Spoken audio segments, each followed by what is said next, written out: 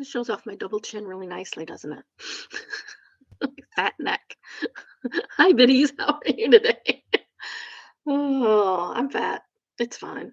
I'll live, maybe. Oh, it's quite blustery outside today, although it's not. It's almost up to freezing temperature. Almost. Um.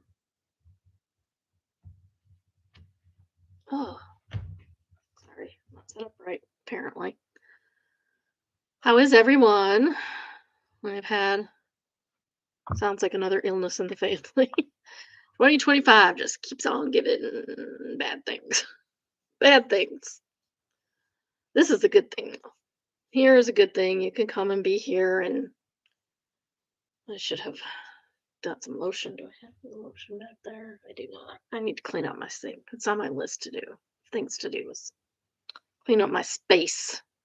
My space is not big enough for me. It's part of my problem. I hope everybody's well. I hope everybody has a good weekend coming up. We don't have any definite plans, but I'm sure we'll be going Christmas shopping again. We did some yesterday and accidentally missed something, and I'm mad at myself about it.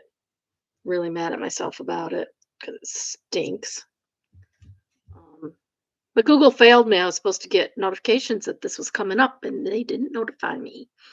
I put it in my calendar. Think I got notified? Nope, not once. Which kind of ticks me off, to be honest. Google, do better. Guess I should have put it in another calendar also. More than one calendar. All right. If you have not already, please go and if you're in Michigan, sign the Rebecca Park Act on oh shoot, I think I forgot to do that. On change.org. I am putting the link in the bio right now because I forgot to do that. Because I'm a bad person. Okay. All right. This is for protections for adult children of adult victims of child abuse, having to do with the continuing abuse they receive in adulthood. So there is that. See anybody? If you're here, say hi in the chat. This is an interactive medium. I want to be media. We want to be interactive. This is why I do this live, to be interactive with y'all. All right. So reality roundup is going to be Sister Wives today, and yes, I'm behind. I know, but Johnston's is over. I think for at least a little while, so I don't have to deal with that. At least for a little while. I don't know if it was their season finale or a hiatus finale. If it was their season finale, I don't know what they're going to do next season because Anna's not going to be on. Who are they going to abuse? We will find out, maybe. Still not high enough for me. I don't like everything in my bedroom showing. All right, so Sister Wives. This is probably not this week's, but last week's. To be honest, I'm pretty sure I'm behind on this too. Okay, we open with Cody running outside and working with a backpack on. I think this is probably him training for special forces. If you haven't seen that, he went farther than I expected him to because I thought his mouth would get him kicked out sooner, but he stayed until the bitter end when they dismissed him and two women won. So he lost to two women.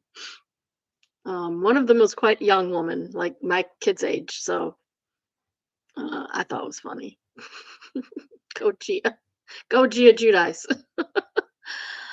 He says he's trying to stay young.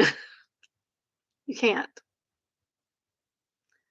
And then we go to Christina Talking Head, and she says he's always been obsessed working out. And Mary says she doesn't remember him being as obsessed as he is now. And Robin says she gets turned on when he's a good dad. So I guess that never happens because we know he's not a good dad.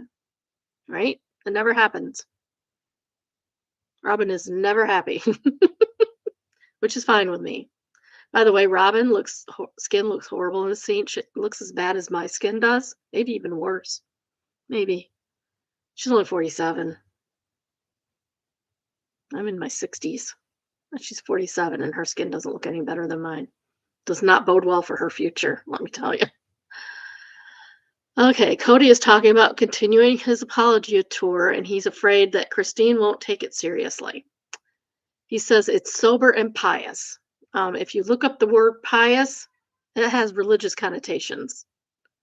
So it, apparently it's some kind of religious experience for him, which I find really weird. Then we go to Parowan, where Mary is getting ready for her uh, fundraiser that she's having for Jen and her husband. Jen's husband has been fighting cancer for 2 years, and that sounds just awful. I feel so bad for her. Um,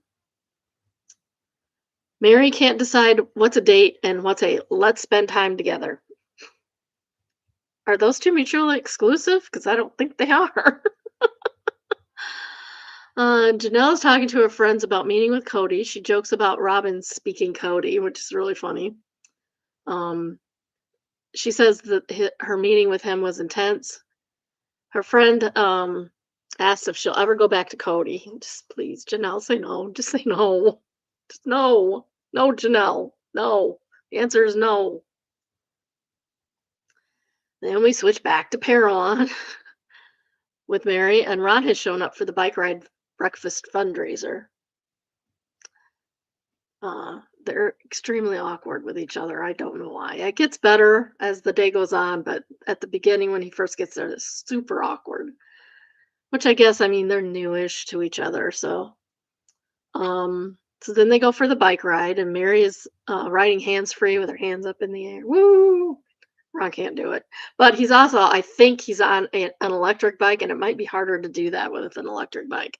I have not tried it. Then we go back to North Carolina with Janelle. This was just switchback, switchback, switchback, all the whole episode.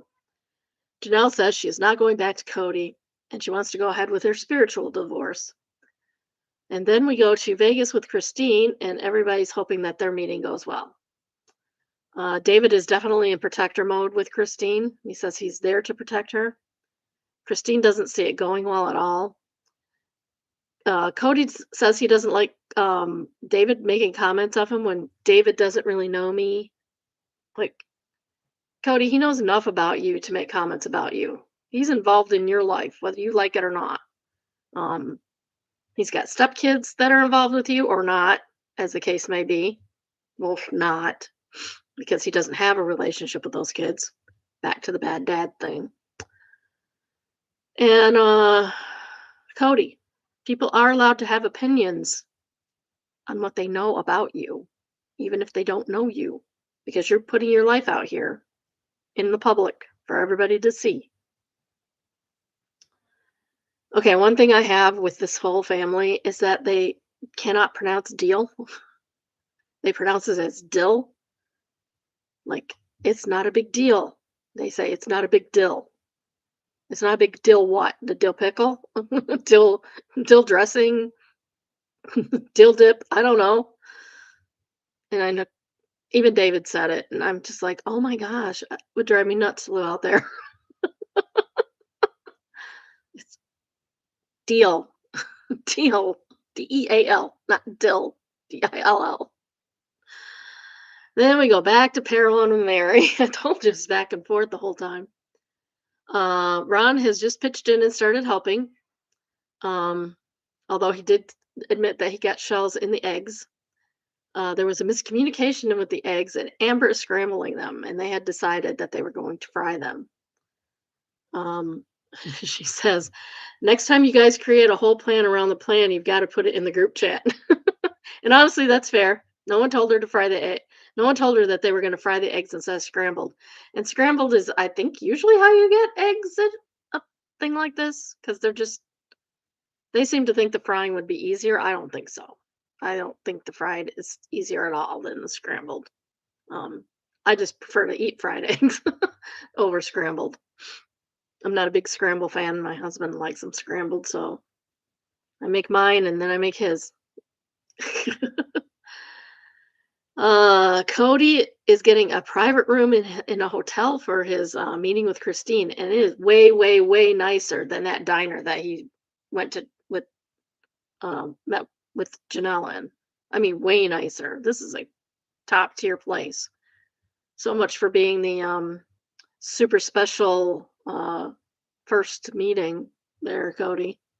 You did her dirty. You should have taken her somewhere nicer. They actually hug, all of them. Even Cody and David hug. Apparently, Cody asked David to be there. Personally, I think he's scared of Christine. I think he's scared of what will happen if she's there alone with him. Because David is a calming influence on her, I think.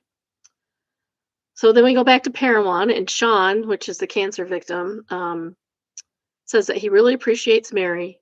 He thinks of her as family and a sister, and he loves her friendship with him and his wife. So that's very nice. And then we go back to the apology tour. I mean, this is how it was the whole time. It was crazy. He apologizes, and Christine says, apologies are nice, but it's in the past and it's all okay. And when Cody apologizes for her saying he never loved her, it seems to make Christine uncomfortable. And I don't know why. That's the main thing he should be apologizing for, is saying that. Yeah, you can say somebody in your past loved you in front of your husband. It's okay. It's okay, Christine. It'll be fine. And that's all she wrote for this episode. It was not a very exciting episode, I admit. I'm not even ranting about Cody's dumb workout because he's an idiot. But I will bring up that he lost special forces every time I can. Because why not? He lost to women, and you know that's got to get his gut like nothing else. All right, I guess we'll go on into our Reddit reads. Sorry, I'm not with it today. I woke up at 5 o'clock. I slept really good. I'm like really good when I slept. And then I woke up at 5 o'clock, getting back to sleep. Because you start thinking, oh, Christmas is coming. So it's like, what do you got to do? What do you got to do? What do you got to do?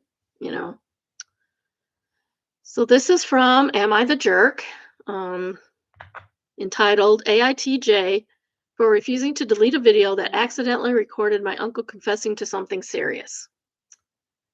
2 months back, I had installed a small camera in my living room since my dog was knocking down things whenever I was not home.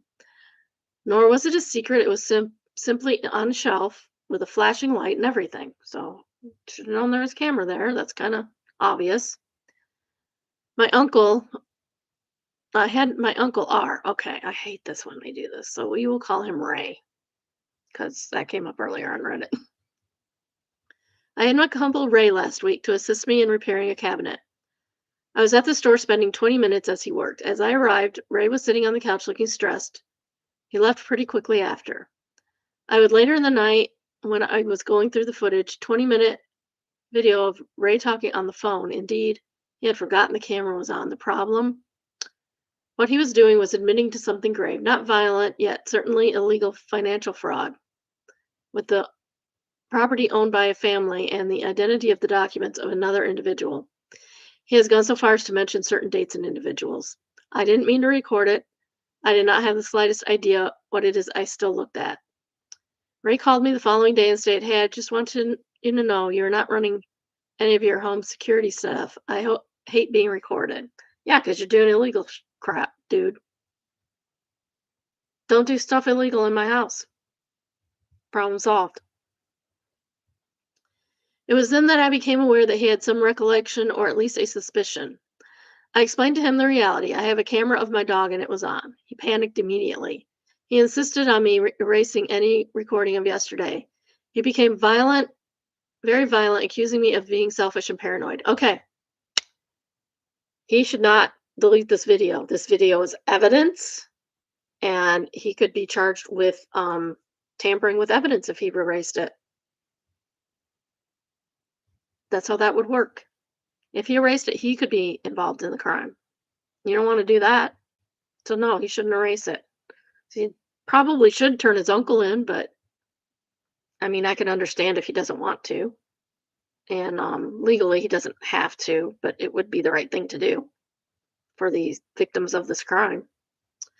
On refusing which, he threatened me, and I said I should regret interfering in things I knew nothing about.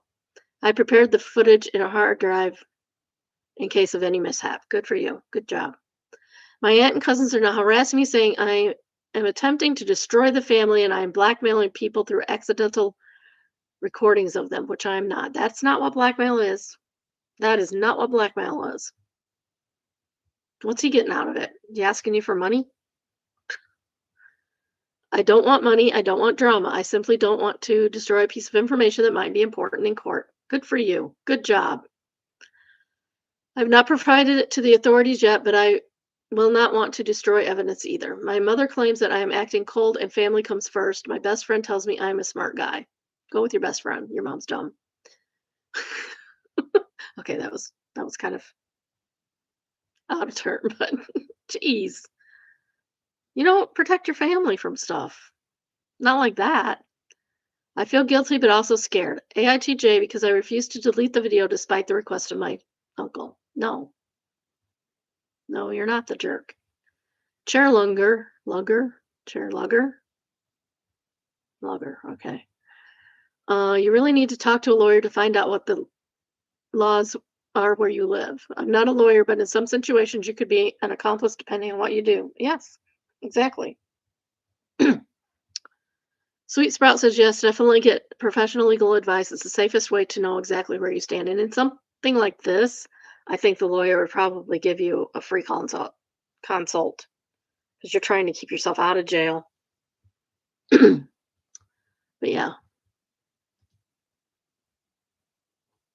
Book It Pizza Champion has the second highest rated comment, and they say, I unfortunately come from a family of criminals.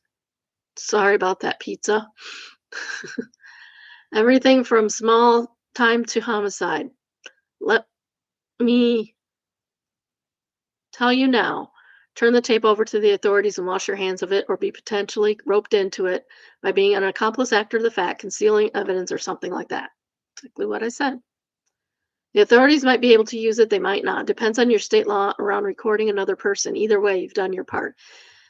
I don't think that most states have any kind of laws against openly recording people in your own home. It was out in the open. He knew he was being recorded, or knew there was a possibility of him being recorded. So he needs to I don't think any laws would be against that. And even if you steal evidence and give it to the police, they will not charge you for that. They don't need to cover for someone actively engaging in harming others. Your family is showing you who they are by trying to hide this and threatening you. With my family, I'd immediately make me question what else they're hiding. That's a good point. Yep. Steve Hill says, agreed, doing nothing or helping them by destroying or hiding evidence is almost as bad as whatever they are doing. Yep. And Woodworker says, it makes you complicit in the crime, aiding and abetting. Not a lawyer, by the way. Not a lawyer, but destroying evidence is a crime. Destroying evidence of a crime is a crime in and of itself. It's not, as bad as the original crime usually, but it is a crime. And so you do need to do the right thing in those situations. This is from Entitled People, entitled Dealing with Entitled Neighbors After Parents' Death. Well, that doesn't sound fun at all. My parents died last year, and I was left as administrator of their estate, which required me to handle liquidation of their assets, including the house my siblings and I grew up in. We had next-door neighbors on one side who had a number of run-ins with my parents over the years, including a row over where my parents' property bags of fallen leaves could be kept while waiting for city pickup. Apparently, if the bags were visible from the neighbor's house, they had to be moved. That doesn't sound right. That just sounds like picky people. After my parents' death, it was decided by the family that we sell their house. I lived in another state and would head over on the weekends to pick up mail and do cleaning and stuff around the house and get it ready for sale. One weekend, I headed over there to meet with a realtor, and in the middle of our meeting, the doorbell rang. At the door were both husband and wife who mentioned the for sale sign in the front yard and who, despite knowing my mom and dad had passed, decided to start off the conversation with, I noticed the for sale sign up and was wondering if you would have the oak tree in the backyard trimmed or removed before it's sold. No, don't worry about that. It's not on your property. WTF, I'm not even a sorry your parents passed away. Whatever, I politely said we'll see and sold their house a month later. I feel sorry though for the buyers of the home ending up with narcissistic neighbors. At least they got a beautiful home at a good price out of it. Akita de Plum said, I'll be honest, I just shut the door in their faces without a word. Yeah, probably. Wait, you gotta cut. Not no like, hi, how you doing? Sorry about your parents. Nothing. Just cut the tree. No, sorry, not gonna happen. OP says the thought crossed my mind, but the last thing I needed for these neighbors to hold up or hinder the sale of the house because we pissed them off. I don't think they could do that. They had already tried to sue my parents decades ago because of the way water flowed from our house to the side of theirs. They were a bit downhill from us, and unfortunately, water flowed downhill from the side of our house to the side of theirs. They need to grade. They need to grade their own house. If you're having water pool up by your house, you need to grade it so that the water will go away. And sometimes that means there's a little teeny tiny shallow trench between houses if you're close together. It happens. It's fine. But don't let water sit around like that on your walls of your house. It's not good for it. All right, the next one is from What Should I Do? And it's entitled Cheating on Fiance with No Remorse.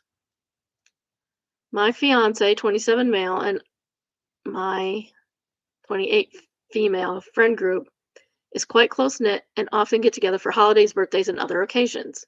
Recently, all the guys went out for a guys' night and went to a plethora of bars from around 9 p.m. to 3 a.m. There was this one friend, let's call him Jake, that is constantly pitching ideas that are exclusive to the men, or in other words, constantly excluding the girlfriend and wives from any event or gathering. The other men in the group normally like to do things as a whole group, but this past weekend, all the ladies encouraged their guys to go out and celebrate Jake's birthday. I mean, the fact that he's doing it all the time is troublesome, but once in a while it's good for guys to do guy things and women to girls to do girl things. It's fine. We need to do that more in our family, actually. While they were out, Jake, who is engaged and getting married within a year, was constantly chatting up girls and asking which of the guys they found most attractive. He went as far as encouraging them to talk to girls even though they are all either committed, engaged, or married. Well, that's not right. Should not be doing that. After a while, he went off with a girl he met and made out with her at the bar. He then went back to the rest of the guys and told them they better not say anything to anyone. I know what I'd do. I'd go right home and tell my husband, hey, so and so's cheating on so and so. That's good gossip. You can. I know we're not supposed to gossip about our friends here, but that's good gossip. Might get back to him, back to her, or him, or whoever. Bummer. Upon men arriving home, all except Jake promptly told their fiance and wife what occurred. Told ya. The girls don't have super close relationships with each other, with the exception of myself and one other girl, not the one who was cheating on. We both agreed that someone has to say something, but all the guys were there don't want to be the one to blow everything up. They also don't want us to tell her because the onus of breaking bro code will be on them. So do it anonymously. Or set it up so she can discover it for herself. The next morning, they all got on chat together, and Jake stated that he totally blacked out after the third bar, which is the bar that right before the one he cheated at, but could curiously remember what drinks they got at each of the bars they went to. He's not blacked out. He's lying. And even if you're blacked out, that doesn't excuse what you did, because you know what you're doing at the time. My brother-in-law used to get blackout drunk, and he told me that. He also previously made comments on wanting to go before he gets married to act like he's single one last time. I cannot let this woman marry this man. I have no idea that he's completely clowning her, and I don't want to upset my fiance by spilling the beans. What should I do? And only three of the guys directly witnessed the cheating and have plans to cut him off. The others have been best friends with him since elementary school and refuse to rat him out. All explicitly say they are no longer willing to go out drinking with Jake again without the ladies present. Well, that's good because he can't be trusted. Top comment is cheating is cheating. There's no code for being a piece of crap. Amen. Traditional Ask says bro code is also calling your friends out on their crap. Mm-hmm.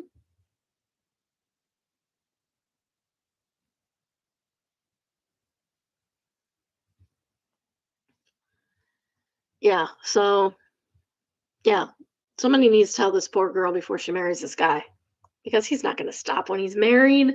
He's doing this all the time. He's not going to stop. He's not going to stop. He just wants to go out with the guys because he can cheat. He can cheat while he's out with the guys. When it's all the girls together, his fiance's there and he can't. All right. Next read is from Malicious Compliance, and it's entitled "Don't Touch My Garbage." Hey, all, friendly neighborhood trash panda here, the giant kind, not the bandit kind. Makes sense. It'll make sense in a minute. Backstory: I work as a sanitation engineer with a primary focus on residential communities, aka I'm a garbage collector for houses. You see how it makes sense now? He's a giant trash panda. Our collection is handled automatically. Our trucks have a hydraulic grabber that we control from the inside of the cab to grab the carts and dump them in the truck. We generally do not need to get out of the truck, and we are not manually lifting and tossing garbage, so it's a pretty easy grid. I mean, I might take up sanitation engineering if that's as easy as it is. What most people don't realize is the rules for garbage collection, and there are a lot of rules placed on homeowners residents. What materials are accepted, size limitations if your garbage bin isn't fully closed, and the big one is bin placement. All bins need to be 1 meter away from basically anything else, parked vehicles, other bins. This is to ensure the ease of the hydraulics to grab the bins and also prevent damage like scraping someone's car or busting a headlight or something. That makes sense. If that's how they're doing it, I mean, our pickups around here, I don't think any of the uh, we have at least three different garbage companies here because they don't do it municipally. Although I would like that, it would save me some money. um, but none of them have an automatic thing like he's describing here. Um, but I can understand that, like, if this is the rule, this is the rule, and you need to follow it. Generally, this isn't an issue in that with a bit of practice, you get good at grabbing bins, even if they're parked right beside each other. Or we'll hop out of our truck and move the bin a little so it's easy to grab and then move it back. Reasoning for this: we're not a-holes, and it's just the nice neighborly thing to do since myself and most of our colleagues live in the same community we work. And two, it's not actually a lot of paperwork. It's actually a lot of paperwork for us to fill out violations, so it's significantly easier just to take the 30 seconds to move the bin and then the 5 minutes to do all the paperwork to issue a violation ticket. I can get that. Yeah, you're going to do that. What's easier for you rather than what's easier or better for the company. Story. Finally, we're getting to the story. We service a community that does both garbage and recycling on the same day. 2 bins, 2 trucks, 2 drivers. Most residents will put out both bins side by side, touching each other. A violation. So what we'll do is whichever truck gets to the first location first will grab their bin, dump it, and then move it maybe a foot or two away from the other driver's bin so the second driver has an easier time grabbing it. That's nice. It saves time for us and makes things run smoother, and we don't get complaints from people until we do. A resident complained that we were moving her bins, and word traveled to the higher ups. Myself and my colleague got disciplined, instructed to place the bins back exactly where we got them from, and then we were monitored via our dash cams for a few weeks to ensure compliance. And our supervisor would take a trip out to the specific residents who complained after our shift to ensure the bins were not moved. That seems ridiculous. Still tell this lady to go pound sand, for Pete's sake. Not appreciated being disciplined so severely because someone had to take 2 extra steps to get their bins. We complied to the letter with her request. Unfortunately for her, She had a habit of placing her bins side by side, which is a spacing violation. So for 2 months, every week we would get to her residence. The bins are side by side, so we can't grab them due to not enough space. Fill out paperwork for a violation and place a violation ticket on her bins and not dump her bins. That's what you get for being mean. For not just accepting that they have to have the bins separated, dude. She finally got the hint after about 2 months and started spacing her bins 3 feet apart and never complained about us moving her bins again. She also had to pay several small fees for extra pickup since by the time she figured out she had several bins full of garbage and regulations are bin dump per resident. Anything extra is not an insignificant fee per extra bag. Yeah, 2 months. It took her 2 months to figure out she probably had a lot of garbage by then. Even I would have more than would fit in the bin by then. I don't think we've put out our garbage for like 2 weeks. This week and last week. It'll be 3 weeks in between. We forgot last week and we just didn't bother this week. It'll get better though because I'm not having the kids on Wednesday, and that's when our garbage goes out. So on Wednesdays, I will be putting the garbage down like a good little hamster. Oh, Impossible War says, beautiful. As a resident, I had to deal with my neighbors messing up with my bins and I would get a citation. There was one day when I had my bins out, spaced so they could be picked up, lids fully closed, and within the time frame. My neighbor decided to park where they weren't allowed and backed up so close to my bin that the truck couldn't get to it. They also cleaned the garbage from their vehicle into my bin and overfilled it so the lid was ajar. Nice neighbors. I came home and saw that I had a notice on my can. I had a photo showing the why it wasn't picked up. Thankfully, when I called the city and explained the situation, they could see from the photos taken that it was in fact the neighbor's vehicle parked where it was not allowed. The garbage truck came back the next day to get my garbage, and a police officer came to give the neighbor a parking ticket. I only ever asked them not to park there on trash day so both my bins and theirs could get picked up. The rest of the time, they didn't care if they parked there or not. I just wanted to get my trash and recyclables picked up. Yep. uh, Someone answers, man, I'm glad we don't get charged for propped open lid. Used to live in a busy neighborhood with lots and lots of big families. It was normal you put your trash out overnight magically to have more trash appear in your can with the lid up. I specifically didn't mind because it didn't cost me anything more than there was usually enough room, although we had the small 30-gallon can with only the two of us. Impossible War answers that one as neighbors, we had a standing agreement that if someone's bin was half full and someone else had extra trash, they could add to it so long as it didn't overfill. That's nice. That's good. I think that if the trash stays in the bin when the truck picks it up, there's no issue, but the city decided otherwise. Yeah, I agree with that. That's a good idea. You can be nice to people. It's fine. Neighborly. All right. Our next read is from AITAH, and it is entitled, I quit my job so I do not have to work the holidays, and now a new mom has to work in my place.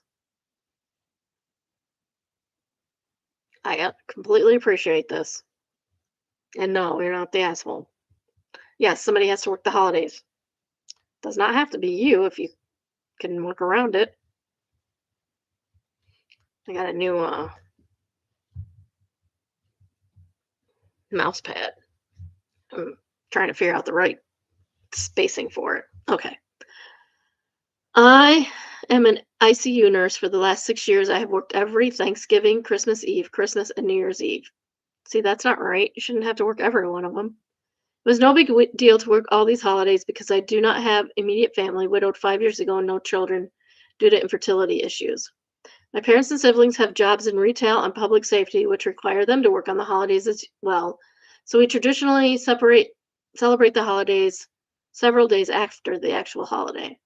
This year, my parents retired and wanted to take a family trip to Europe because we have many relatives in Europe, and they wanted to go to the European Christmas markets. That sounds like fun.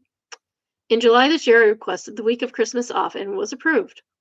My brother and sister as well as their spouses, also got time off from their jobs since it was requested so early. We were headed to Europe for Christmas, European vacation. Fast forward to the last week of October, my boss calls me into the office and says that she has to take away my Christmas vacation because a coworker had a baby a few months ago and she needs time off to celebrate the baby's first Christmas. Nope. Mm-mm. She asked for that time way long ago. The same coworker had a baby last year, and this baby's 10 months from the other one. Coworker needs to figure out where babies are coming from. The coworker did not work any holidays last year and is not scheduled to work any this year.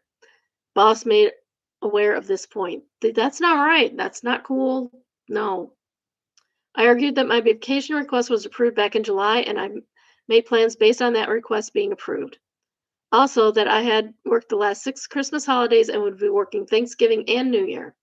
She stated that the priority for holiday vacations was given to those who had families. No, everybody has a family, unless they're a complete orphan. Everyone has a family, and everyone has friends. Everyone deserves to Christmas off once in a while, at least once in a while, preferably every other year, if every year is not possible. I informed her that just because I am widowed and do not have children does not mean I don't have a family. She backpedaled and stated people with children were given priority so they could spend Christmas with them. No, no, I have not spent Christmas with my family because I have kids. I did have one very nice coworker who would work Mother's Day for me if I was scheduled on Mother's Day because she didn't have kids yet. Now she has kids. Again, I reminded her that my vacation was approved back in July and I would not cancel my trip so someone who did not request vacation time in a timely manner could have the time off just because she had a baby. Needless to say, my boss did not change her mind. She put me on the schedule for Christmas and took my coworker off. Not cool. I took the issue to HR and they simply said the manager is the one who determines the schedule and no work rules were broken. Well, then there should be work rules. There should be more work rules. Well, our plan backfired as I turned in my notice on my last day would be the day before Thanksgiving. Since I quit, my coworker has had to work Thanksgiving and Christmas. My other coworkers are saying I'm a jerk for not just sucking it up and working Christmas and letting my other coworker have Christmas with her baby. No. Why aren't you working for her then? If you think it's so important that she have the day off. She had plans. You can't just cancel a trip last minute like that. Or at all, really, because it costs you money. It costs you money to cancel those kind of things. Normally, I do work all the holidays so people can have time with their family. I have for the past 6 years. The one time I want to do something special with my family, I am the villain. I do not feel like I am the a-hole here since I requested the time off and made plans accordingly. I will greatly miss my job as I loved the hospital where I worked and the unit I was in. However, it is time for reflection and to put me first, something I have not done since my husband passed away. Since nursing jobs are plentiful, I plan to take the entire month of December off and look for a new job in the new year. Good. I hope you're enjoying your time off, OP. Ralph Malph. Ralph Malph. Ralph Malph. Ralph Malph. Ralph Malph was a character on a sitcom called Happy Days. If you haven't seen it, it's pretty good. It's where the Fonz comes from. Hey, you know that. You owe them nothing. You were proactive, given time off. Other people's lack of planning does not constitute an emergency on your part. It sounds like you've given a great deal of yourself over the years to the point where you were taken for granted. The fact that your coworkers don't see any of your sacrifices is just another reason to run. It's time for you to enjoy a holiday with your loved ones. 100%. Maine says people often view the unmarried as less than. I'm glad OP decided to push back on this. I am too. I am too. Just because you're single and I'm not. I have a family. I have a husband for decades. 3 kids, grandkids. I would hate missing holiday. I hate missing holidays with my kids. It has to be done because, you got to trade off, but um I hate it. And I have a nephew who's single, probably always will be. He deserves to have holiday with his family. It's just insane. Reddit Toppy Blows says, I never really thought about being how widowed could kick you back into that group in the eyes of others. It's crappy to be treated like that in the first place, but to have it the result of a personal tragedy is extra awful. Yeah, for sure. If she had had kids, they probably wouldn't have done that too. It's sad.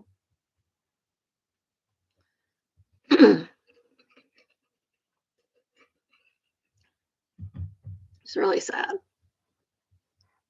I hope she's enjoying her day, her year off, her month off. I really do. She'll find a new job in no time. Our next read is from Benign Existence, and it says, Found a secret code. A local toy store is having a Christmas draw. If you manage to find a hidden QR code in their new catalog, you get a chance to register to win a prize. The prize is absolutely amazing and pricey. Home Alone Lego kit. Yeah, I want that. That sounds cool. Yeah, we're a big Lego family.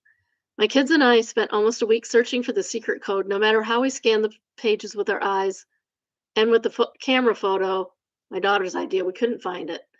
The first few nights we'd stayed up till midnight searching. Crazy, I know, but we really, really took it to heart. I even brought the catalog back to the store, begging for a hint from the sales manager where the secret code could be hidden. Inside the picture, in the text, how big or small of it. No luck. Good on you. Good on you, manager. There are a lot of dead-end QR codes inside the catalog advertising the toys. And suddenly, yesterday, I noticed 2 QR codes on the page featuring only one product. Lo and behold, one of them led to the page that said, Congratulations, you have found the secret code. Register here. I have finally found it. I immediately called my kids who were so happy about the news, even if we don't get the main prize, finding the code after looking for it the whole week felt like winning. I probably will find a way to purchase this Home Alone Lego set for my kids one day, just to remind them how we work together, coming up with different search strategies and not giving up. That's nice. That's a nice family activity. Really fun. I know nothing but paint says your kids will never forget the fun of looking with you. Yeah. It's little things like that that people remember and that bring joy to their heart. That sounds fun. I'd get frustrated though. All right. Next we have Just No Mill, entitled The Two People Who Love You Most in the World. Drove my in-laws to a hike we did together today.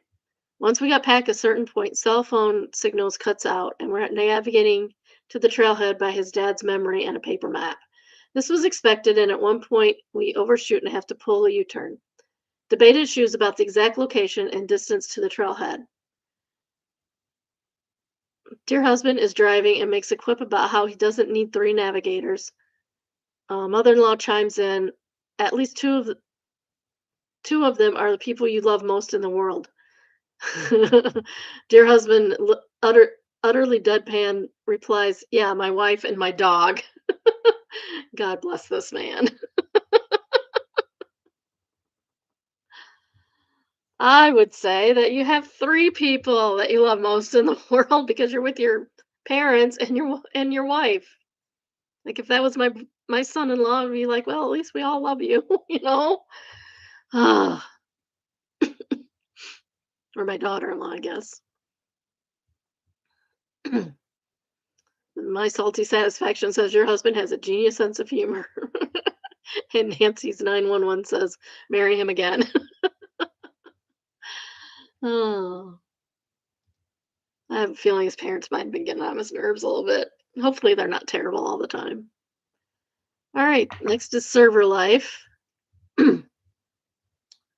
And has a thing, and it says no pressure and near on it.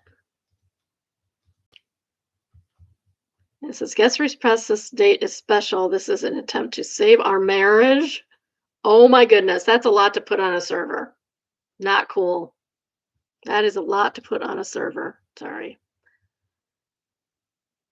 Special occasion, lifetime spend. Why do you have that on there? That's kind of weird. That's a little weird. Yeah, no pressure. Jeez.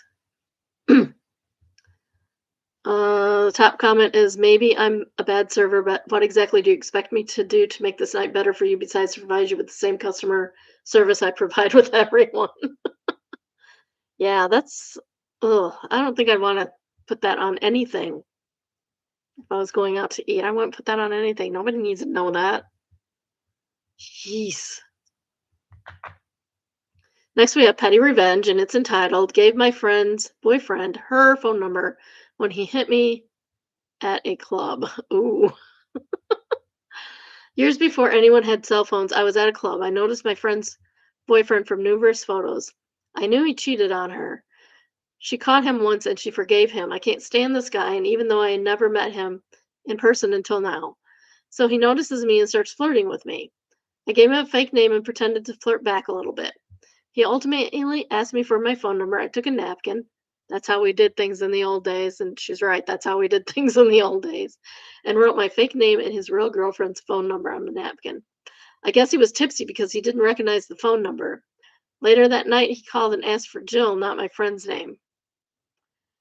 She shared the story with me, and I didn't fess up in the moment. She broke up with him soon after that. A few months later, she met the most amazing man who she ended up marrying.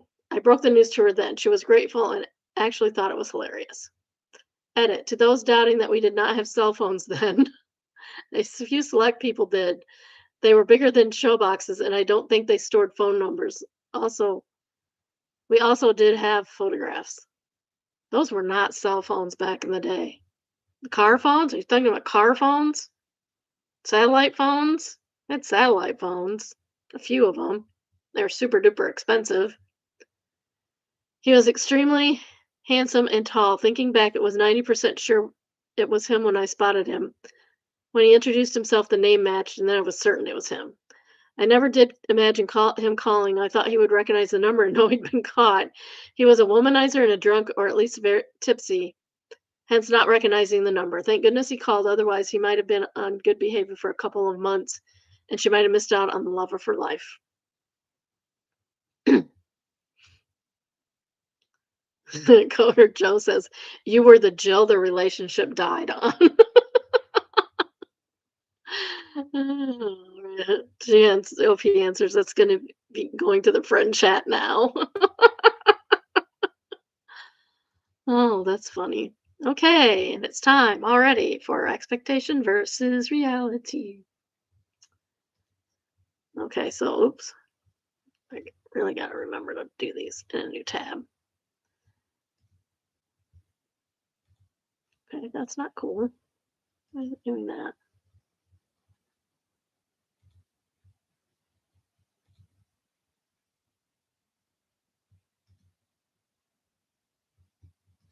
Why is it so small? Not usually that small. All right, I'm going to do it this way. It's coming up as really small for some reason.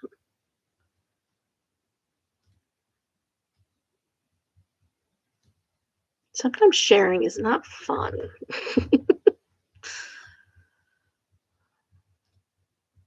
All right.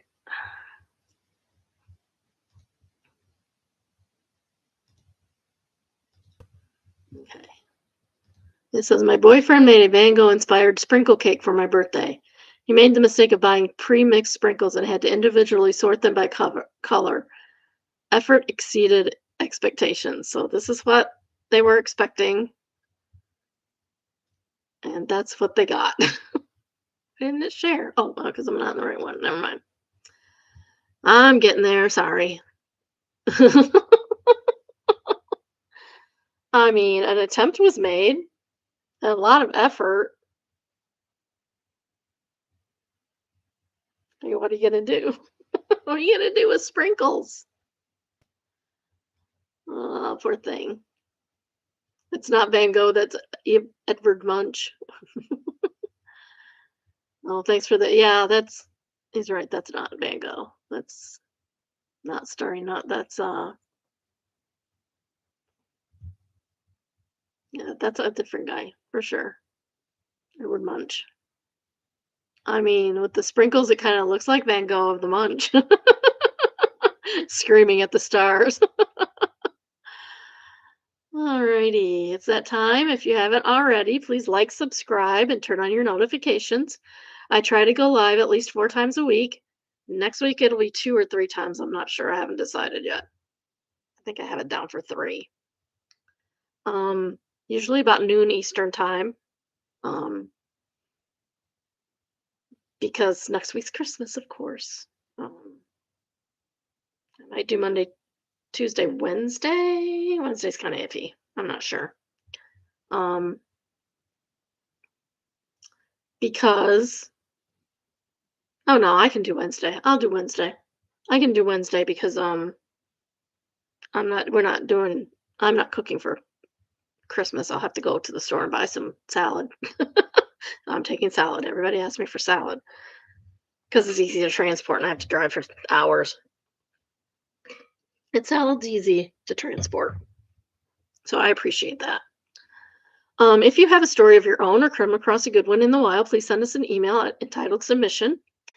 If you would like an email link to the current day's live sent a little bit before we go live, you can send an email entitled subscribe. The email is biddybrunchbunch, all one word, at gmail.com. And the email is also in the description. And remember that it's not about the Reddit reads, and it's not about the reality TV, it's about the community. So come join us live. Um, Next, we have our real estate. I'm confused yet in love. It's ugly in a charming way. When can I move in? And this is in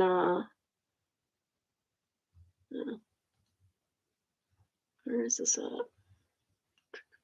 Orbit, Oregon, looks like.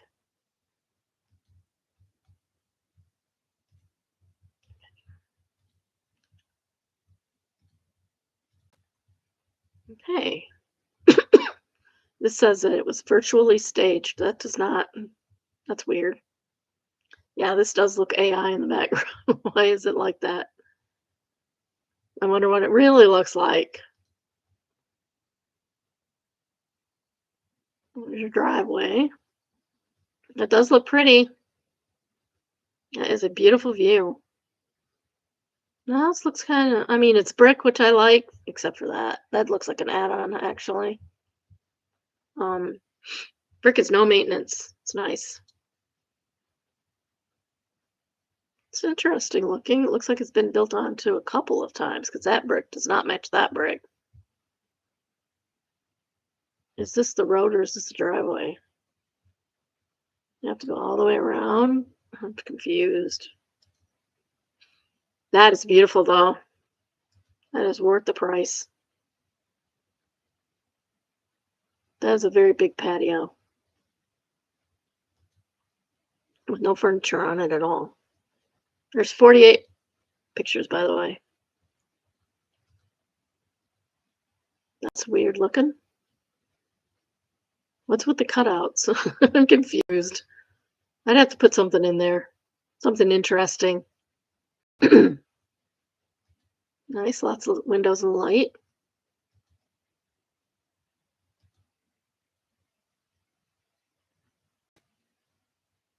Not sure about that staircase. That doesn't even have a rail. That's not to code. That is not to code. I'm surprised they even let you do that. That's neat. Fake fire. I'm not sure about that thing, whatever that is, that mosaic thing.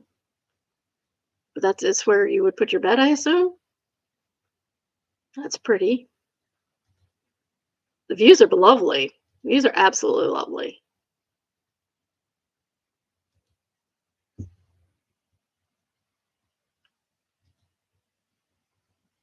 The kitchen's okay.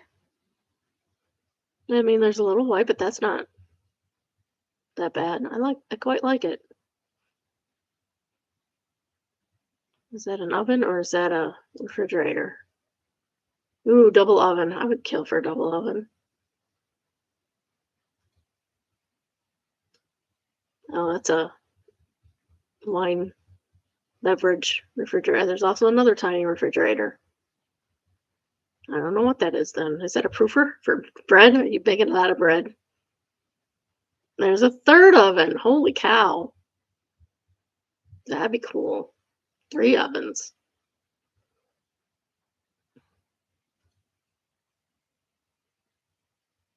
Okay, why do we have a stand for a how do you I guess it's probably the dryer, huh? Why do we have the dryer on a stand? That's not the washer, that's the dryer. The mosaic stuff is weird, I must say. I can see having races down that little incline. Little cars, little matchbox cars. That's a weird thing. What is that? I hate it when they don't have captions. Okay. Oh no. Oh no, no, no thank you. No thank you. I don't even want to look at it anymore. Big closet with a window.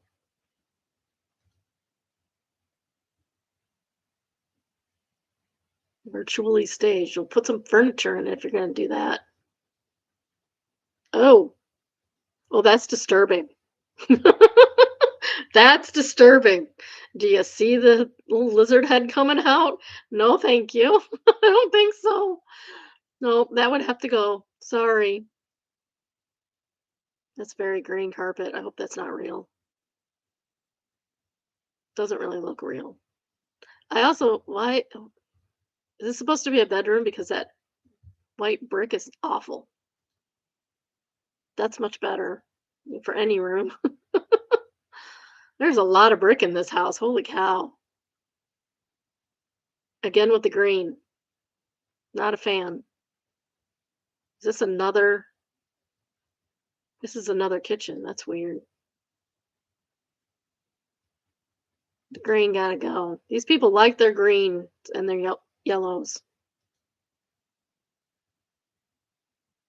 It's gotta be the basement. This is a half bath or something. They don't even tell you. I'm so confused. What does virtually staged mean? Does that mean they faked it? I want to know. I want to see the real pictures. Even green outside.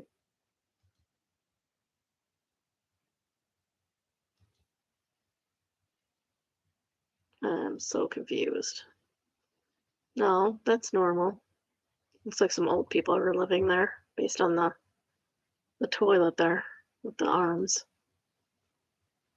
That's cute. Okay, I guess that's it. That was very odd.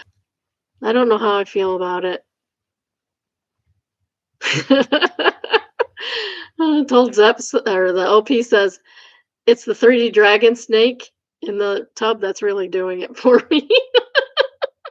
Completely agree. Holy cow. Oh. Said it was a Frank Lloyd Wright inspired home. Old Frank was famous for his water spewing mosaic dragons. If you have ever seen a Frank Lloyd Wright home, you know that that was not inspired by him. Oh, okay. Our next read is from Traumatize Them Back, entitled He'll Never Touch Me Without Showering Again. And it's flared as malicious compliance. It says, not safe for work. I'll try to be as PG as possible. You'll have to read between the lines. So I'm fine with that. My boyfriend and I had been together about 6 months. Life in the bedroom was great until he got comfortable asking to be intimate without showering first. At first, I was in the just in the morning, no biggie. I know how to dodge morning breath. Then he started asking for it after work or after a lazy Sunday, even though he didn't shower on Saturday. He doesn't shower every day. That's gross. Everything eventually I got to the point where I could smell his tool from a foot away. I finally spoke up and told him that not showering beforehand is not only a health concern, it is also downright offensive, especially when we're doing things that require my nose to get really close to it. I mean, I appreciate that. He's pretty much blown me off, which resulted in me refusing him for a straight week.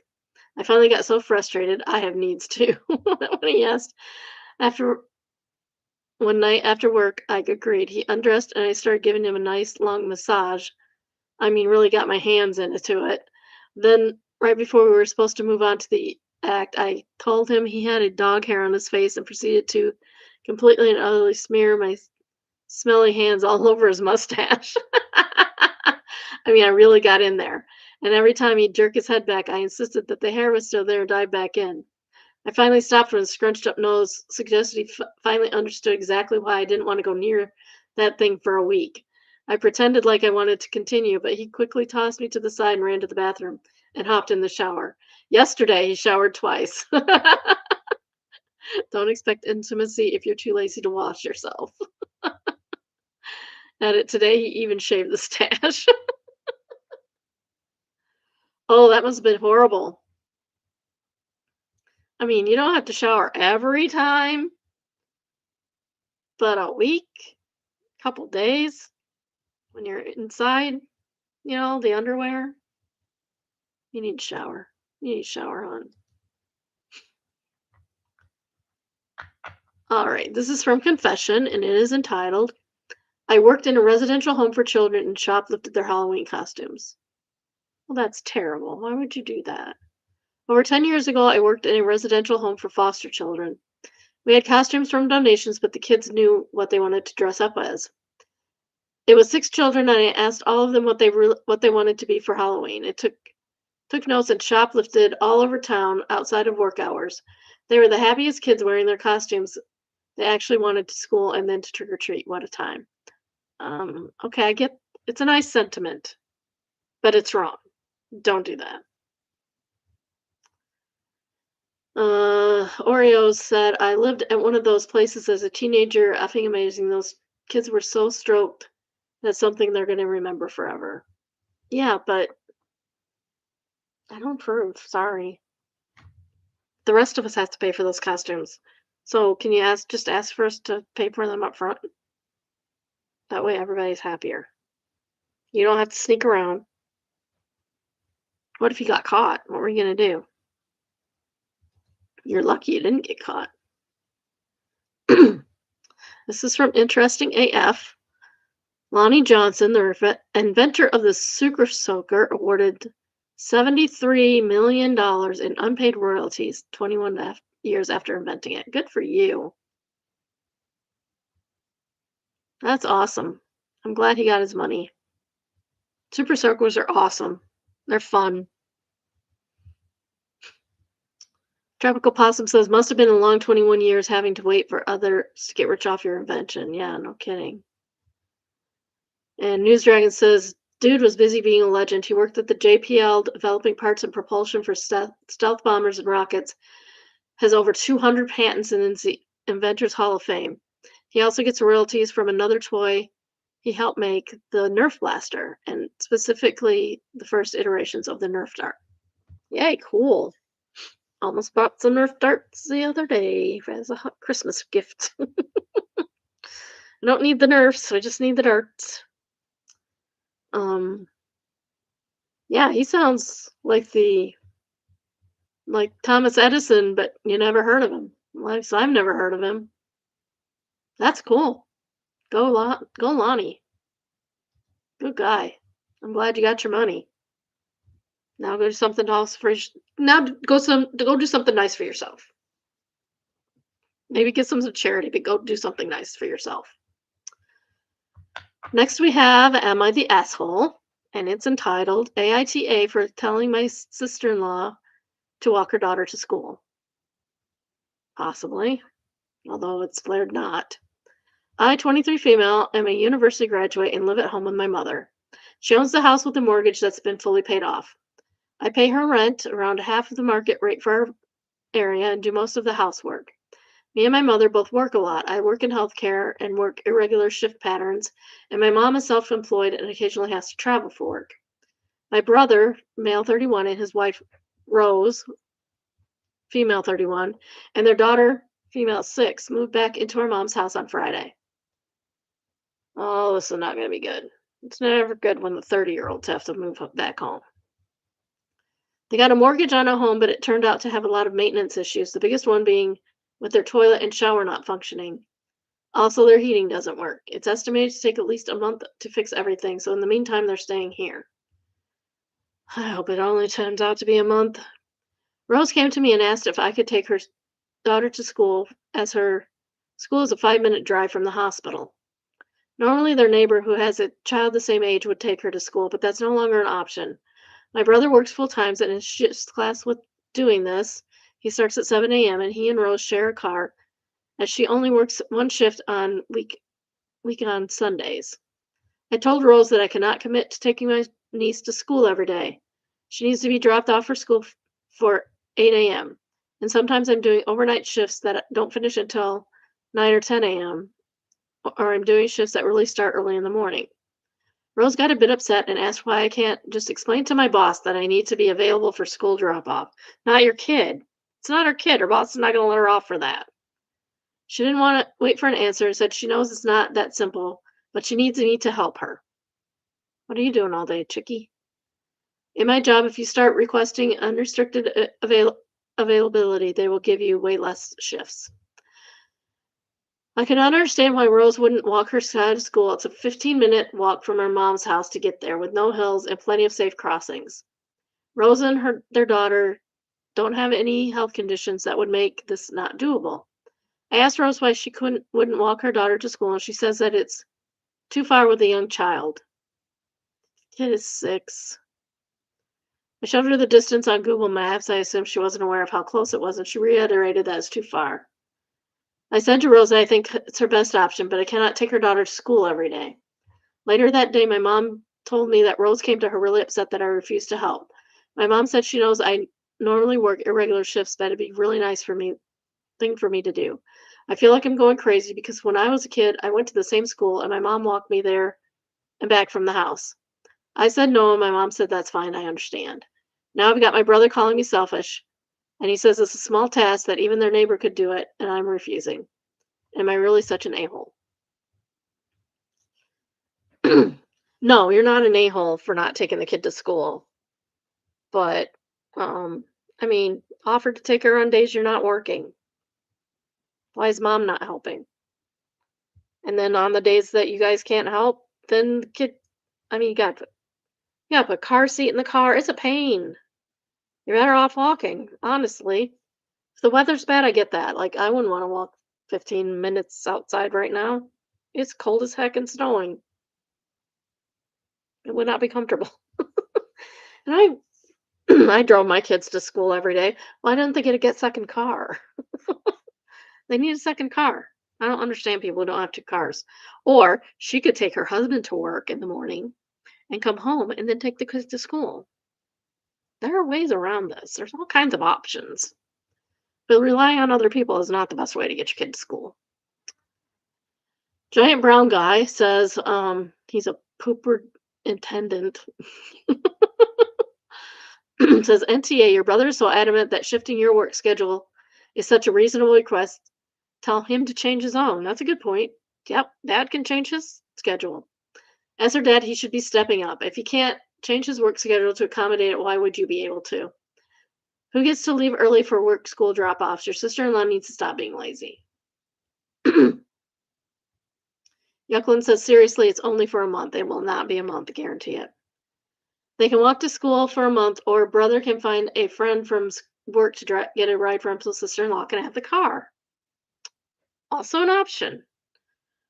Or if mom has a car, they can borrow it just for school driving, and she can ask around for friends and family if anyone has a car they can borrow for a month. They need to solve their own problem and not force OP to solve it for them.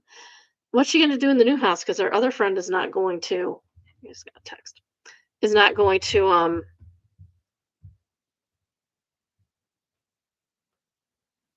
Her other friend's not going to be there. That was a neighbor. That friend's gone. She's not going to be there. Okay. Oh, I just got off the hook for going out today. So that's good news. That is good news. That's good news for me, anyway. can make candy after all. So I was not going to do that. This is from Overheard, and it's entitled, No, Paul, it means I quit. It's very short. I'm traveling today and sitting at my gate this morning about 7:30. The guy behind me is on the phone, and I admit I was snooping. It's perfectly fine to snoop in public. You don't know these people. You'll never see them again. And you never know what you'll find out. This is an approximation of what I heard. Quote, hold on, I'm getting another call. Hey, Paul. Yeah, no, I'm not coming in. I'm at the airport. I'm going home. No, Paul, it means I quit. At this point, he appears to hang up on Paul and go back to the original caller. Sorry about that. Yeah, anyway, I'm so excited to see you. I don't know who Paul is or what prompted this guy to quit and go home, but I'm sure it's an interesting story. Yeah, Paul, where are you? Where are you, Paul? We want to hear your story. You can send it to biddybrunchbunch@gmail.com. We'll tell your story for you. Klutzy Entertainment says you can easily spin this into a LinkedIn post. Heard a guy on the phone at the airport quit his job. Got me thinking about B2B sales. Questionable motif says everyone has a why, and Paul isn't connecting with this person's why. That's why Paul couldn't sell him on staying on.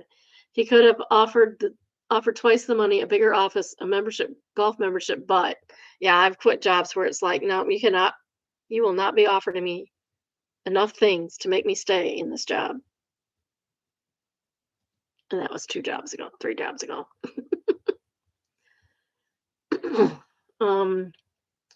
Next is from What Do I Do? And it says I was abundantly clear to her, and what do I do now? And there's quite a few, looks like quite a few texts here. It says, I think I saw you at Sitco yesterday when I was grabbing gas. I just wanted to see how you were doing and if maybe you wanted to grab lunch this week and talk. I hope you're doing well. Hey, I'm actually not living somewhere anymore. I was just visiting for somebody's birthday. I'm still in classes up here, getting my degree. I hope you're well too. Good for you. I'm still working managing homes, and I'm currently on the blank waiting for a job opening.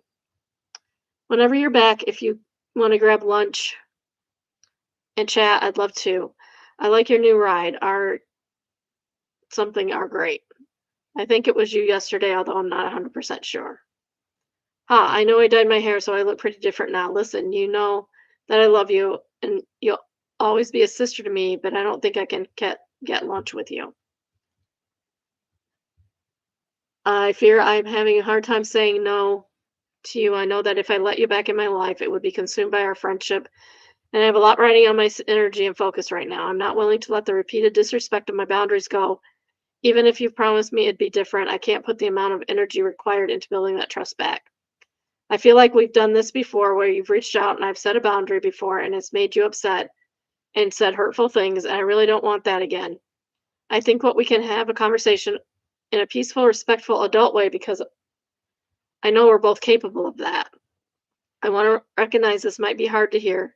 I'm not under any presumption that you deserve it. I don't want to hurt you.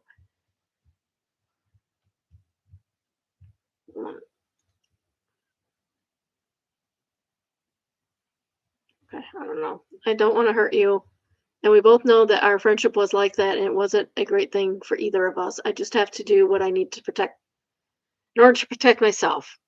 I understand where you're coming from, and by all means, you don't deserve to be spoken the way I spoke to you, and I'm very sorry for disrespecting you. Honestly, our friendship was toxic before, and we both did lots of things to each other that were wrong. But I'm in a different point in my life, and so are you. And if we were to ever have a friendship again, I want it to be a healthy one and not a toxic and obsessive type friendship. I'm very busy working and taking exams from the state, and you're busy studying and getting your degree, and I want nothing but positivity for the both of us. I'm hoping that one day we can get past the past and move forward and have a healthy relationship because I miss you a lot. And I think us being adults and both working.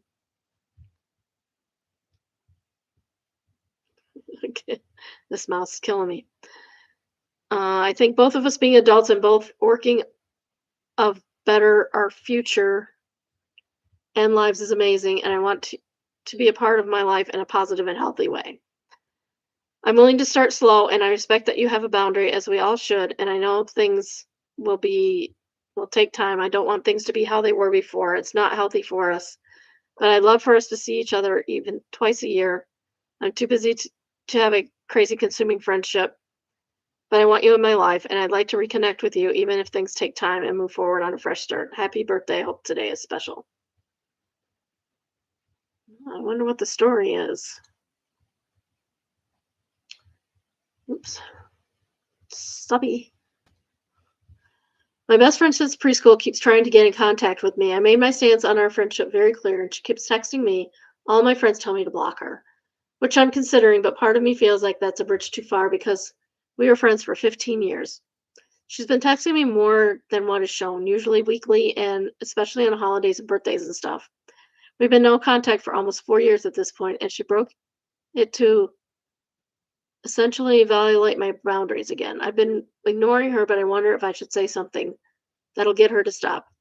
I was definitely way nicer to her than she deserved. She threatened my life, drove by my house, impersonated a fake person that she says my boyfriend cheated on me with.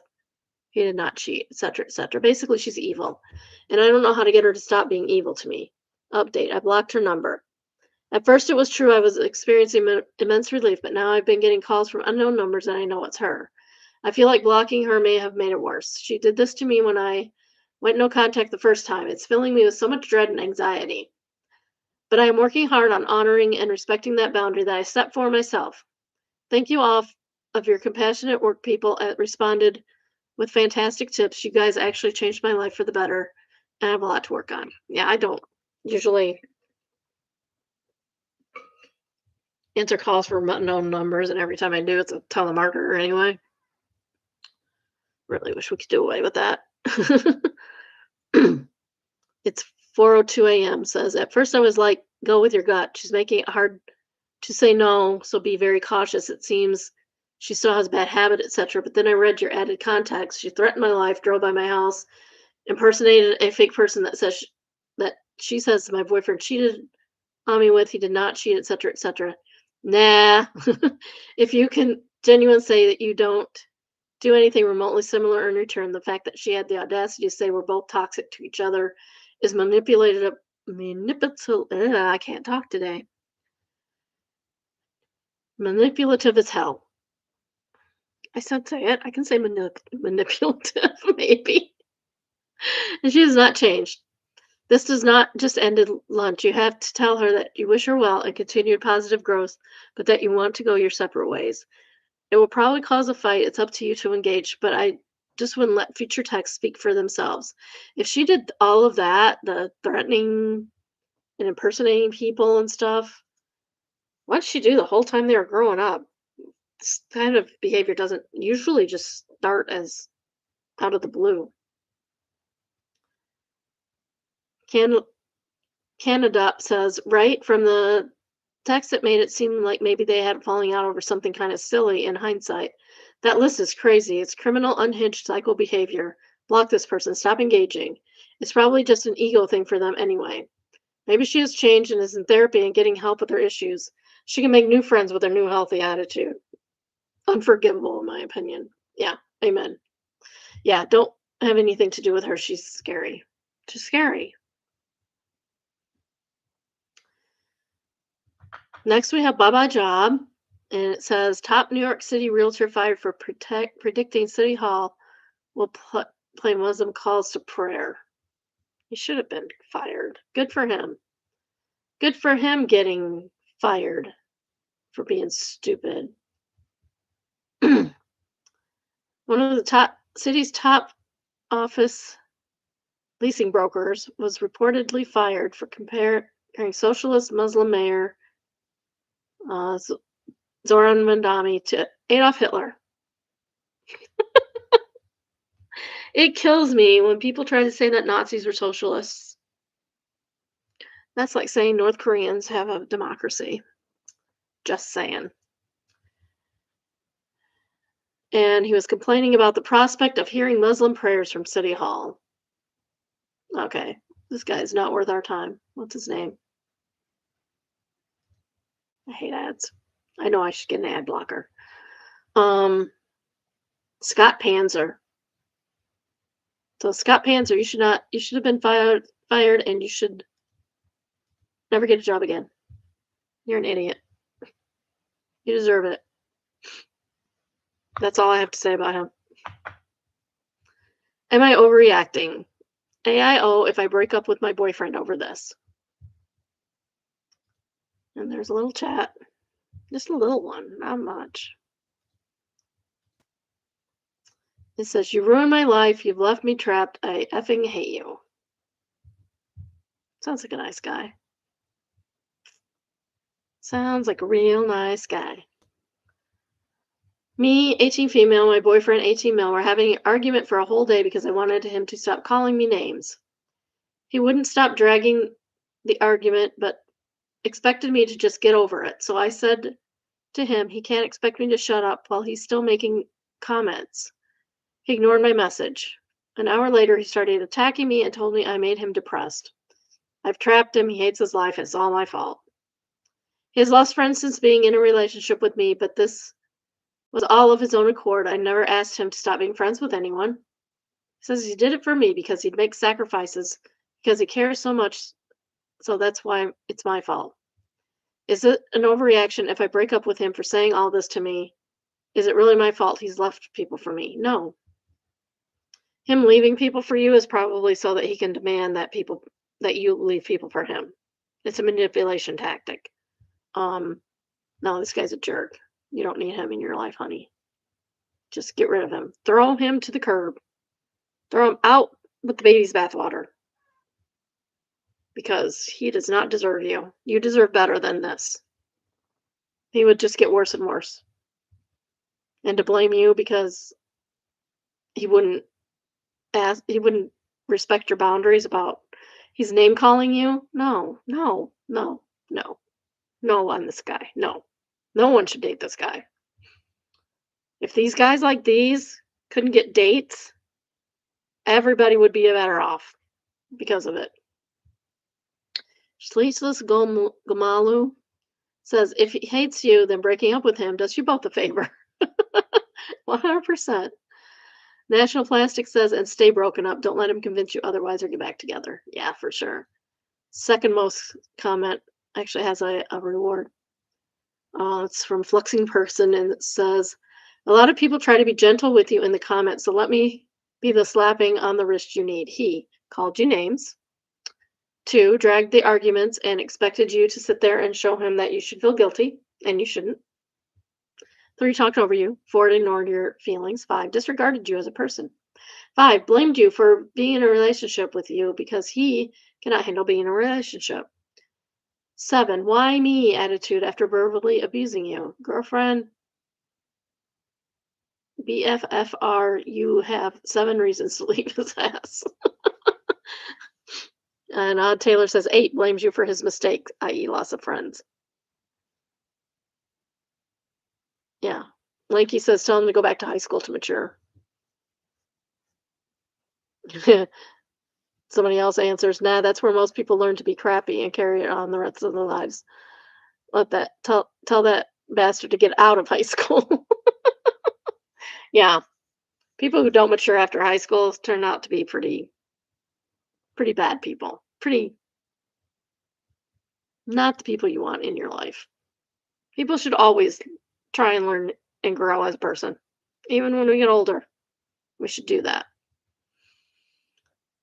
This is Best of Redditor updates entitled Single Father, 38 male with daughter, 17 female, discovered she has a large amount of cash and I'm suspicious. I'd be suspicious too, but maybe there's a reason. Original post was December 9th, 2014. I am a concerned father of a 17-year-old daughter seeking advice. Names have been changed. Oh, shoot. Where was this originally? Let me check and see where it was. No, it's in relationships. Okay. Originally posted in relationships on December 9th, 2014. I am a concerned father of a 17-year-old daughter seeking advice. Names have been changed to maintain some confidentiality. Background info. My wife passed away when my daughter was very young. I was still in college, but with the help of my parents, managed to finish college and graduate school while raising her. Good on you, OP. Stand-up guy. I've dated a few times since the death of my wife, but I haven't been able to maintain a serious relationship due to my career and the responsibilities of raising my daughter. My relationship with my daughter, Sarah, has been quite very good. Sarah shared my love of the outdoors, so we used to go hiking, kayaking, and camping together quite often. In the last year or so, she's become interested in other activities at school, so she hasn't spent as much time with me. And that's perfectly normal for this age. Absolutely perfectly normal. I'm perfectly okay with that. She's growing up and coming into her own. Financially, we are very secure. I've been fortunate to make a nice living in a career I enjoy, and the hours are pretty manageable. Despite that, I have tried not to spoil my daughter and make sure she understood the importance of work. In exchange for an allowance and gas money, she has to complete chores around the house, as well as help our elderly neighbor, she's 90, with things like taking out the trash and getting groceries. Well, that's nice. That's nice. You're very neighborly. I like this guy. This guy's a catch, girls. Where are you at? She's an A-plus student, participates in school activities, and used to be a Girl Scout until she was 14. Honestly, I've always been very proud of her. She was out with her friends Saturday to watch a movie. I had a contractor come over to replace a couple of windows in the house while she was out. Now, I've always respected her space, and she knew about this beforehand. I ended up having to move around some of the furniture in her room, and I discovered a small box behind her drawers. Curiosity got the best of me, and I opened it after the contractor was done, and there was about $3,000 cash inside. That's way too much money for her to have. Is it though? After discovery, I snooped around her room and found some expensive brand name clothing in her closet that I've never seen before. Okay, now that's suspicious. $3,000. She's 17 years old. She could have been squirreling away cash for 17 years, people giving her quarters, grandparent birthday, Christmas money, all that kind of stuff. You can accumulate quite a bit in 17 years. Some were too mature for my taste, but that's a discussion for another day. Since then, I've double checked my accounts to see if she had secretly taken money from my accounts, but no. I never carry much cash on me, so she couldn't have stolen it from me. I don't think she's selling drugs because I never found a stash in her room. She's not dating anybody as far as I know, so it couldn't be boyfriend's mother money either. I haven't discussed the discovery with her yet, but I intend to do it tonight. Any advice on how to approach the subject with her? $3,000 is a lot of money for her age. I imagine she spent more, so we could be talking about $5,000 to $6,000 here. I don't want to be too confrontational. It would, in a way, bring up the subject so she feels safe enough to be completely honest with me. I'm so worried. I keep hoping she isn't caught up in something illegal that could jeopardize her future. Maybe I overlooked some signs. I'm freaking out and looking for your help here. Well, first of all, she's 17. She should have a bank account. Second of all, even $6,000 over 17 years, if you're getting money from grandparents, aunts, and uncles, and you don't spend any because it sounds like she hasn't needed to spend any, really. It could be perfectly legit. The clothes are another problem. Zorkel Torkin says, you need to talk to her. I was cleaning up after the contractors and found a box of cash under your dresser. It's a lot of money to leave lying around the house. It would probably be better to deposit that into the bank. How did you even manage to save up that anyway? Everyone's jumping to the worst possible scenarios, drugs, prostitution, whatever, but chances are it's perfectly innocent. See, I'm not the only one that thinks that.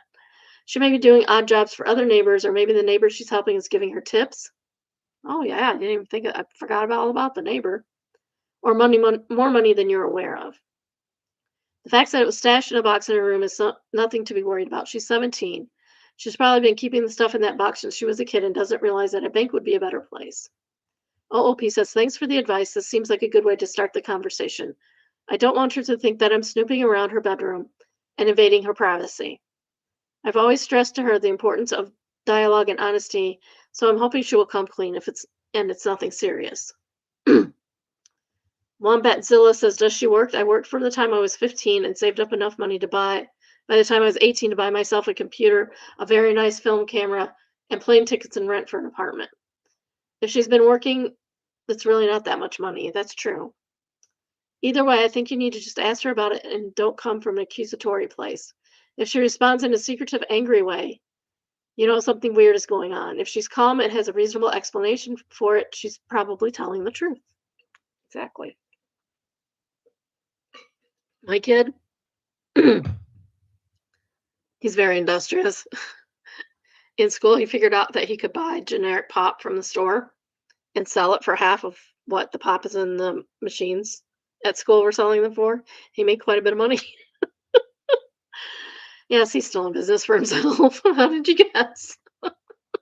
Very proud of him, though. They made him stop after a while. Edit. My daughter doesn't have a part-time job. She does have a savings account that I opened for her with about $1,200 in it, which is why I'm worried she's keeping this money secret. She's accessed her savings account before to buy things like a new phone, a camera, as well as some as gifts and other smaller purchases. She gets $50 a week in allowance, but she wants to buy electronics and other things that she wants. It comes out of her savings. Any expenditure from the extracurricular activity comes out of her allowance. As for the neighbor, I've told her before that she does not have to give my daughter anything for helping out since I'm already paying her via her allowance. $50 a week? That's a lot of money if she's saving even a little bit of it. Edit 2, the clothing were really high-end brands like Gucci and Versace. Yeah, but were they on sale? My by ma mature by mature oh, by mature, I didn't mean anything revealing or anything. Oh, it just didn't seem like clothing a 17-year-old would wanna wear. Maybe somebody gave it to her then. I also know $50 seems like a lot, but we live in an expensive city, and the cheapest takeout place near me costs $9 just for lunch. That's pretty normal. As for my neighbor, she might be 90, but her mind is pretty sharp. I don't know why, but I don't think about her slipping my daughter cash here and there, but that's a possibility. The more I think about it, the calmer I'm feeling. I'll talk to her tonight and explain the circumstances of my discovery and take it from there. Update. She's gonna get how long has she been getting $50 a week? Because that's a lot of money. I mean, that's okay, I have to do math, dang it. Um 52 weeks a year, right? Times 50 bucks. That's $2,600 a year. That's like 2 years of savings is what he's talking about. 2 years. Yeah, she could have done that in 3 years, easy. Update December 12th, 2014, 3 days later. Was signed into this account on my laptops and noticed I received PMs asking for an update for my post, so here it is. I had a long talk with my daughter Sarah that night, sat her down and described the circumstances of the discovery. I explained that I was worried because it was a large sum of money and I didn't want her savings to be stolen. Well, it turns out the elderly neighbor, Anne, has been giving her cash for the better part of a year now. It was Anne all along. And Anne's a nice lady. Anne wanted her to have the money to help with college expenses. I told Sarah to keep it a secret to me because I've always refused to accept money from her. See, this is what happens when you don't just accept help. Sarah told me that part of the money was her own, that she had been saving up for my birthday present and didn't want to put it in the savings account because, well, she'd have to ask me and it wouldn't be a surprise anymore. What a good kid. Later in the conversation, I brought up the expensive clothing. They were throwaways from her friend's mother. Her friend is really tall, so she couldn't wear them and gave them to Sarah instead. They needed some slight alteration, so she hasn't worn them yet. I apologized for snooping and explained that as a father, I was absolutely concerned for her well-being. I also assured her that we are financially stable and that I've put aside enough money for her college expenses. I told her to keep an eye out for Anne and make sure that her welfare is not affected by the money she's paying Sarah. Also, I asked her to write a thank you card to her friend's mom and include a present for her at Christmas this time. After the revelations, I wanted to reward her for saving her savings habit, so I offered to start a checking account for her, and we looked into options online. Turns out the bank I use offers a junior checking account, which I can co-sign, overdraft fees, etc. for her. It turns out her own personal account. It turns into her own personal account at 18. She'll have the use of a debit card, and the bank also offers online based financial planning guide, so she will read that before starting the account. We're going to the local branch to set her up for that this weekend. Great idea. I did start accounts for my kids when they were as soon as the bank would let them start their account. It costs $1 to start an account at our local bank. They all still have their account there. And when I was 18, it became their account. I was on it as co I was still on it, but the younger two are married and now their spouses are on their account instead of me. And that's how it should be. Sarah seemed to reflect well on our talk. She took the opportunity to reveal that she has been in a relationship for a couple of months. I've actually met her girlfriend a few times and they go to the same school, and I thought they were just good friends, so that was a surprise. So, yes, she came out of the closet to me. Being a dad, I still verified the clothing story with a friend's mom. Overall, I'm happy it was just me dramatically overreacting. However, I do feel rather guilty for the minor panic attack I had. Don't feel guilty. Don't feel guilty at all. You're a good dad. Oh my goodness. As a parent, it's astonishing sometimes how quickly your child grows up, and another part of the learning process, I guess. So, see, it was all good. It was all good. Gosh yarn it says, I love that the neighbor had obviously tried to pay the dad for helping her out at certain points and thought, well, he's too stubborn, but I can strong arm that teenager into taking my money though. All I can picture is my nan always slipping my husband a 10 note every time he resets her Wi-Fi. Yeah. Maximum Fabulosity says, my dad tends to be stubborn in the same way too. We go out for dinner with some of his side of the family, and he insists on paying for everyone. Rather than try to argue with him, my aunt slipped me some cash to give to him after they left. He got mad at me for letting her do that, but as far as I'm concerned, he got outplayed. It's not like either of them were struggling, so the stakes were extremely low. Anyway, I support the neighborhood, and I'm sure she wants to feel like she's giving back to them in some way, even if they don't actually need the money. It's her way of expressing her gratitude. Not every 90-something-year-old is lucky enough to have neighbors like that. Opie and his daughter seem like good people. They do. He's a good dad. He's raised a good kid. Isn't that awesome? We need more stories like that. We need more stories like that. Okay. Made me smiles, obviously, our last one. I am not sharing the picture of this because I don't share other people's children's pictures online, not even my own grandchildren. I do, but in certain places that it's not public. It's a picture of a cutest little baby, and it says, at 35, my first child was born. So she had her first child at 35. And the first comment is, kid starts out with 9, 10 hair and looks like my nephew. Yeah, kid's got hair. Kid's got nice dark hair. My nephew has that, and he takes after my. Well, I mean, the relationships are complicated in my family, but she's my aunt. She's my ex aunt and also my step aunt. And her fourth kid, yeah, the fourth kid, um, had hair. Oh my goodness, you would not believe the hair on that child when she was born. It was insanity. You're welcome, Lauren, baby. Lauren says, thanks for screaming while I wrap gifts. I need to wrap gifts. I need to do that. I should do that before I'm doing it on Christmas Eve again, which is going to be Friday next week. All righty. That's all I got for today. I hope everyone has a good weekend. I will be back on Tuesday. I think I'm going to Tuesday, Wednesday. I might do Friday next week. No promises. It might only be Tuesday and Wednesday. Tuesday and Wednesday. Thursday's Christmas. Friday, I'm cooking for Christmas because Christmas is on Saturday for us. For my family. I'm going to my dad's Christmas Day, but my kids are all going to their in-laws. So we will be having Christmas on Saturday. So anyway, I hope you all have a good day and a good weekend and take care. And if I have an opportunity to do extra one this weekend, which is a possibility, I don't know if it's a good possibility, I will, because there might be something going on, but I'm not sure yet. So anyway, this is how my life is. I have no idea what's going on. All I know is I don't have to go out now, and I'm happy about it. All right. Bye, biddies. I'll see you next week, next Tuesday. Bye.